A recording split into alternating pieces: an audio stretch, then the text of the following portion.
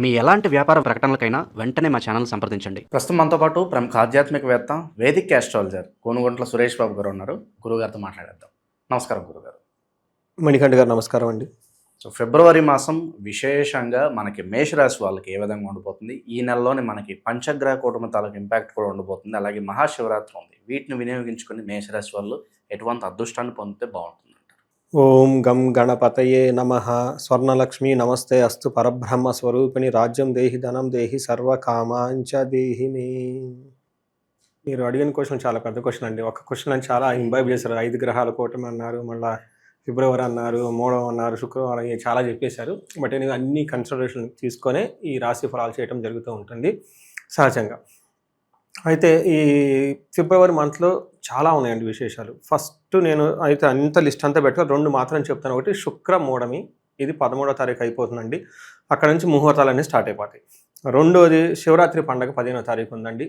హరహర మహాదేవ శంభో శంకర జన్మకో శివరాత్రి అన్నారండి. అంటే మనిషి జన్మెత్తినందుకు ఒక్క శివరాత్రి అన్నా చేసుకుంటే చాలంట, ముందు జన్మలంతా బాగుంటారని చెప్పేసి మనకు అన్ని పురాణాలు చెప్తూ ఉంటాయి అన్నమాట.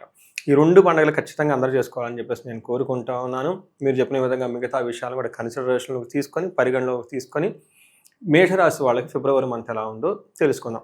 ఇందులో ఫస్ట్ ఈ నక్షత్రాల ప్రకారం కనుక చూసుకుంటే వీళ్ళకి అశ్విని 1, 2, 3, 4 పాదాలు, భరణి 1, 2, 3, 4 పాదాలు, కృతిక 1 ఫస్ట్ పాదం అంతా ఇందులో ఉంటారు.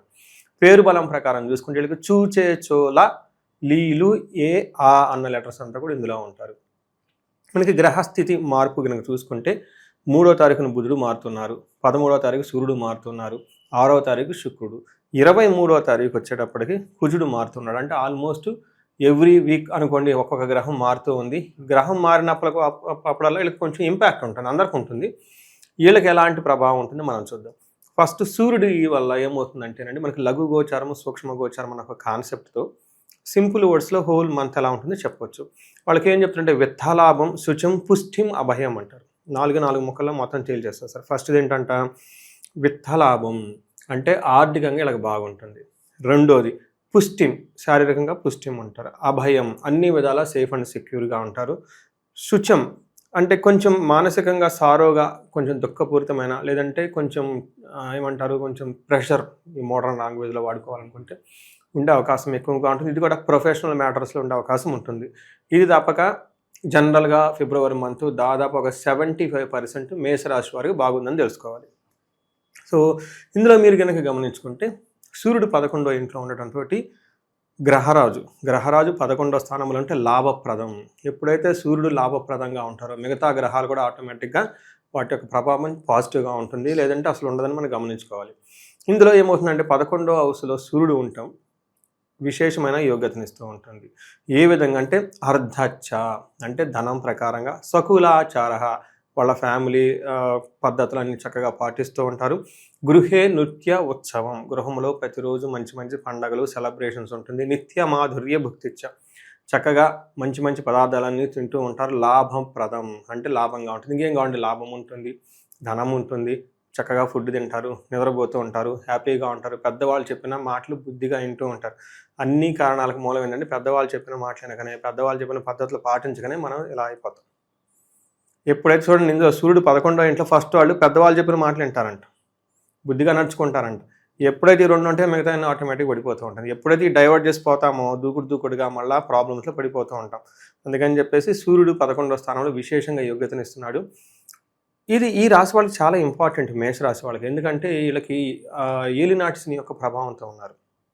కొంచెం స్లోగా అంటే ఇక్కడ ఫస్ట్ స్టేజ్లో ఉన్నారు కాబట్టి ఇప్పుడే పడింది కాబట్టి ఆ యొక్క ప్రభావం కొంచెం మందికి రియాక్ట్ అవుతూ ఉన్నారు, స్లో అవుతూ ఉన్నారు. కొంతమంది ఎందుకంటే స్లోగా ఇంపాక్ట్ ఉంటుంది, కొంచెం అందులో ఇమ్మీడియట్గా ఇంపాక్ట్ ఉంటుంది. బట్ ఎక్కువ మంది స్లోగా ఇంపాక్ట్ స్టార్ట్ అయింది కాబట్టి ఇలాంటి సమయంలో ఇది మంచి మంత్ అని మనం చెప్పుకోవాలి. వీళ్ళకి కుజుడు మనం ఇందాక చెప్పుకునే విధంగా ఉద్యోగ వృత్తి వ్యాపారాలలో బాగా ప్రెషర్ ఉంటుంది. ఓకే, మానసిక ఒత్తిడి ఉంటుంది. మనకేం చెప్తారు, నిత్య క్లేశ, ఏదో ఒక దాంతో బాధపడుతూ ఉంటారు. తర్వాత సదా భోజనం దొరకడం, టయానికి భోజనం చేయరంట. సదా ఉద్యోగ సంచారం, గుర్తుపెట్టుకోండి, సదా ఉద్యోగ సంచారం అంటే ప్రొఫెషనల్ మ్యాటర్స్లో ఉద్యోగంలో ఎక్కువగా అటు ఇటు తిరుగుతూ ఉండేసి దూకుడుగా ఉండేసి సదా ఎప్పుడు తిరుగుతూ ఉండే ఉద్యోగం, ప్రెషర్ఫుల్గా ఉండే అవకాశం ఎక్కువ ఉంటుంది. హరీబరీగా నిమిషం తిరిగి లేకుండా ఉంటారన్నమాట. మీరు చెప్పారు చూడండి, ఏదో అంటారు మన వాళ్ళు పెద్దవాళ్ళు, నిమిషం తీరిక లేదు, దండి ఆదా లేదో, దమిడి ఆదా లేదో ఏదో చెప్తా ఉంటారు అనమాట. అట్లానే వీళ్ళకి కరెక్ట్గా కొన్ని విషయాలు కుజుని వల్ల ప్రొఫెషనల్ మ్యాటర్స్ అలానే ఉండే అవకాశం ఉంటుంది. తర్వాత శుక్రుడు అగైన్ వీళ్ళకి అద్భుతమైన యోగాన్ని తీసుకొని వస్తున్నాడండి. శుక్రుడు కూడా 11వ హౌస్లో ఉండటంతో అగైన్ మహాయోగం అని చెప్పుకుంటారు. ఇక్కడ ఏమవుతుందంటే శుక్రుడు 11వ స్థానంలో ఉంటే ఆరోగ్యం, అర్ధలాభం, సంతోషం, వస్త్రలాభం, ఇవన్నీ సింపుల్ వర్డ్స్లో ఎన్నిట్లలో బాగుంటుంది. యత్న కార్యానుకూలత్వం, ఏదైనా గనక ప్రయత్నం చేస్తే ఆ ప్రయత్నం ఫలించి చక్కటి ఆదాయం వస్తుంది. ధైర్యంగా ఉంటారని గమనించి వీళ్ళకి ఇష్టాన్ని సర్వరోగముల నుండి విముక్తి వచ్చే అవకాశం ఎక్కువగా ఉంటుంది. ఓవరాల్గా మనీ ప్రకారంగా, సక్సెస్ ప్రకారంగా చక్కగా ఉంటారని గమనించుకోవాలండి. చూసారు కదా, ఇప్పటిదాకా మనం గ్రహం ప్రకారం చూసుకుంటే చాలా బాగుంది. ఒక 70-75%. ఈవెన్ బుధుడు కూడా మంచి యోగ్యతను ఇస్తూ ఉన్నారు. ఈ రాశి వాళ్ళు నిజంగా బాగుందని గమనించుకోవాలి. ఇక విశేషంగా ఎటువంటి పరిహారాలు చేసుకుంటే బాగుంటుంది? అలాగే మనకి ఫిబ్రవరి తర్వాత మార్చి మొత్తం ఎగ్జామ్ సీజన్, విద్యార్థులు మరి వాళ్ళు ఆశించిన ఫలితాలు రావాలంటే బెస్ట్ రెమెడీస్ అంటే ఏం చెప్తారు సార్? వీళ్ళకి ఏం చెప్తారంటేనండి, అన్ని గ్రహాలు అనుకూలంగానే, ఒక్క కుజుడు మాత్రం కొంచెం ఇబ్బంది పెట్టే పరిస్థితుల్లో ఉన్నారు. ఈ కుజుడికి సంబంధించి మనం చూసుకుంటే ఏమని చెప్తారు, కుజుడికి సుబ్రహ్మణ్యేశ్వర స్వామి భుజంగ స్తోత్రం లేదా జంట నాగులు ఉంటాయి మనకి గుళ్ళల్లో కానీ, అక్కడ వాళ్ళకు కొంచెం ఒకసారి పాలతో అభిషేకం చేసి దీపారాధన చేయగలిగి కొంచెం మెడిటేషన్ చేసుకుంటే ఈ నెగిటివ్ ఎనర్జీ అంతా పోతుంది. ఇలా చేసుకుంటే బాగుంటుంది. వీటితో పాటు వీళ్ళకి శని యొక్క ప్రభావం ఉండటంతో ఏలినాటికి సంబంధించిన శని పోవటానికి, శని బాధలు తగ్గటానికి శనికి సంపూర్ణ శాంతి పూజలు అని ఉంటాయి. అంటే ఏంటి, శని గ్రహానికి జపాలు, దానాలు, హోమాలు, అభిషేకాలు ఇవన్నీ చేసుకుంటూ ఉంటే ఆ తీవ్రత తగ్గుతూ ఉంటుంది. వీటితో పాటు ఈ రాశి వాళ్ళు ఆర్థికంగా బాగా రాణించడానికి, ఎందుకంటే శని ప్రభావంతో ధన ప్రభావం తగ్గే అవకాశం ఉంటుంది. అంటే స్వర్ణలక్ష్మి విశేష హోమం జరిపించుకుంటే చక్కగా మల్టీ సోర్సెస్ ఆఫ్ ఇన్కమ్, బహుముఖ ఆదాయం వెళ్ళకొచ్చే అవకాశం ఎక్కువగా ఉంటుంది.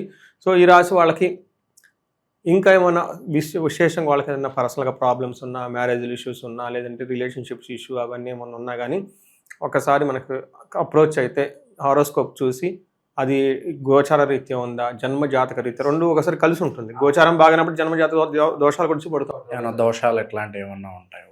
ఈ టైంలో ఇంకా ఎక్కువ వచ్చే అవకాశం ఉంటుంది. అందులోని ఏజ్ 35 to 45 ఉండి లైఫ్ ఎక్కడన్నా స్ట్రక్ అయిందన్న ఫీలింగ్ ఉంటే కనుక ఒక్కసారి జాతక చక్రం చూపించుకుంటే, ఎందుకంటే మహర్షులు మనకి ఇచ్చిన గొప్ప జ్ఞానం జ్యోతిష జ్ఞానం, తల్లిదండ్రులు వాళ్ళకి ఇచ్చిన ఫస్ట్ గిఫ్ట్ జాతక చక్రం. అది చూపించుకొని మీ జాతకంలో స్ట్రెంత్, వీక్నెస్ ఏంటి, ఎక్కడైనా ఆబ్లిగేషన్స్ మీరు ఫిల్ చేయాల్సిన మిస్ చేశారా, ఇవన్నీ చెక్ చేయించుకొని చిన్న పరిహారాలు చేయించుకుంటే లైఫ్ 10 ఖచ్చితంగా ముందుకెళ్తుందండి. సో ఈ అవకాశాన్ని అందరూ సద్వినియోగం చేసుకోవాలని చెప్పేసి మనం కోరుకుందామండి. ఇక ఈ రాశిలో ఏ నక్షత్రాలు ఉంటారు, వాళ్ళకి ఎలా ఉండబోతుంది ఈ నెల ప్రత్యేకంగా? ఇందులో మనం నక్షత్రాలు అశ్విని, భరణి, కృతిక, ఈ నక్షత్రాల ప్రకారం చూసుకున్నా కానీ బాగుందండి. ఫస్ట్ వీళ్ళంతా క్షేమంగా ఉంటారు, హ్యాపీ కదా, ఇంకేం కావాలి. నెక్స్ట్ సౌఖ్యంగా ఉంటారు, అంటే కంఫర్టబుల్గా ఉంటారు, క్షేమంగా ఉంటారు, ఫిజికల్గా సౌఖ్యంగా ఉంటారు.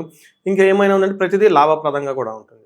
2 విషయాల్లో ఇబ్బంది పడుతుందండి. ఒకటి, అతిగా భయపడుతూ ఉంటారు, ఏదేదో జరుగుతుంది, గుబులుగా ఉంది, టెన్షన్గా ఉంటారు.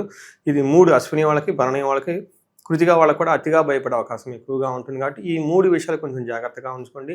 హెల్త్ విషయంలో కొంచెం జాగ్రత్తగా ఉంటే ఓవర్ హీట్ అయ్యే అవకాశం ఎక్కువగా ఉంటుంది, సూర్యుని వల్ల అని గమనించాలి. ఇంకా కృతిగా నక్షత్రం వాళ్ళకి పర్టికులర్గా కార్యహాని, వీళ్ళు ఏదైనా కనుక పని చేస్తే పనిలో ఆటంకాలు వచ్చేవాళ్ళు ఉంటుంది. వేరే వాళ్ళు కావాలని ప్లాన్డ్గా చెడగొట్టేవాళ్ళు ఉంటారు. కొంచెం గమనించుకొని ప్లాన్డ్గా ఉంటే ఈ రాశి వాళ్ళకి చాలా బాగుంటుందండి. సో ఈ రాశి వాళ్ళకి అన్ని విధాలుగా బాగుంది, చాలా రోజుల తర్వాత అని చెప్పుకోవచ్చు. సో మేషరాశి వాళ్ళకి ఓవరాల్గా ఈ ఫిబ్రవరి మాసం ఏ విధంగా ఉంటుంది, ఎటువంటి జాగ్రత్తలు తీసుకోవాలో మంచి విశ్లేషణ అందించారు. ధన్యవాదాలు. ధన్యవాదాలండి.